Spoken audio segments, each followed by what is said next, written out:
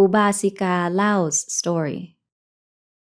Female devotee Upāsikā Lao originally hailed from Kalasin province, but had been living at Ban Palan for many years. She had a predisposition for practicing mental cultivation, Pavana Patipati. While she was living in Kalasin, she had heard Dhamma teachings and had practiced quite a bit of meditation, samadhi. Her mind was firmly rooted in the Buddhist religion. She made merit, punya, and made food offerings to Buddhist monks every day without fail. However, Upāsikā Lao had a habit of meditating and did not understand anything about mindfulness, sati, wisdom, paññā, or contemplating Dhamma. I tried to talk to her about mindfulness and wisdom, but she still did not understand. During that period, Mr. Singh had already realized the Dhamma.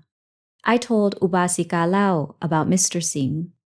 See here, Ma Lao, you have been practicing mental cultivation for a long time. Your practice hasn't made any progress. Solely meditating will not lead to the path and fruit of enlightenment at all. Comprehensive understanding of universal truths, such as Dhamma, and sharp wisdom, do not arise from meditative calm. Then I recounted Mr. Singh's story to Ma Lao from start to finish. I told her, go and talk to Mr. Singh one-on-one. Ask him how he started to practice. Follow Mr. Singh's example of practice. He practiced for only a few months and was able to establish himself in the stream of enlightenment, nibbana. If you keep shutting your eyes and practicing being dumb like this, you will die for nothing without having attained any path, magga, or fruit, phala, of enlightenment. I could feel Ma Lao's interest growing.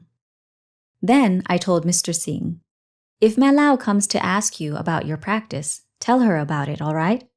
Tell her about what you practiced thinking about when you first got started. Mr. Singh agreed and said, I will tell Ma Lao about it from the beginning to end. Later on, I observed the two of them to see how their conversation would go. One day, it was the holy day, Ubosata. I saw Mr. Singh explaining the Dhamma to Ma Lao. I observed from a distance so that the two of them would not see me. Mr. Singh was illiterate and didn't possess any theoretical knowledge from this lifetime. He didn't have any prior knowledge of any Dhamma topics. I eavesdropped from afar and had a good understanding of what Mr. Singh was saying. He would express himself physically and use hand gestures while speaking. He spoke loudly and clearly. He spoke about using wisdom to contemplate how belongings don't belong to us. He explained it in stages. Ma Lao sat and listened in silence, hardly blinking. Mr. Singh spoke about the Dhamma for around 1 hour. Then the two got up and went their separate ways. Around 3 days later, I asked Ma Lao, have you listened to the Dhamma from Mr. Singh yet? Ma Lao replied, yes, I did. I asked further, after listening to it, how was it? Did you understand what he was saying? Ma Lao said, where did Mr. Singh get that Dhamma? How is he so skilled at speaking about the Dhamma? Before, Mr. Singh was reserved with words and didn't know any Dhamma. He can't even read. How did he come to speak of the Dhamma in such a skilled manner?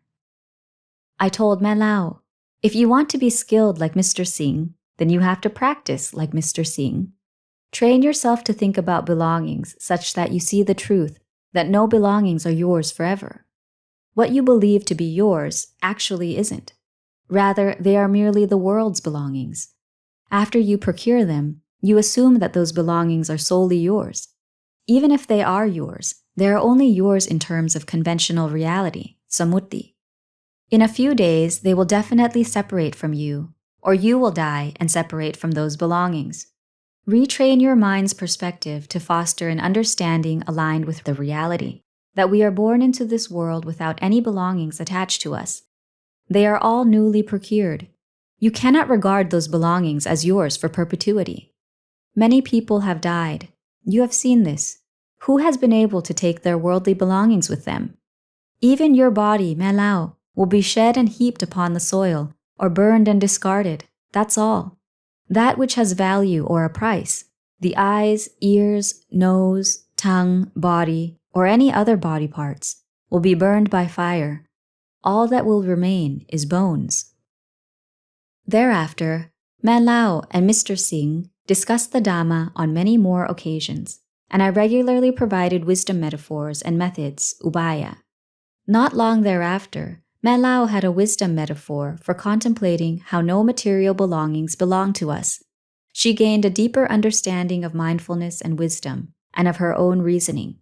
She was no longer preoccupied with only practicing meditation, as she had been in the past.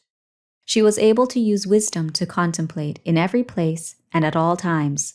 She had Mr. Singh as her teacher and regular advisor. In not too long a time, Man Lao also became one who realized the Dhamma like Mr. Singh in every aspect.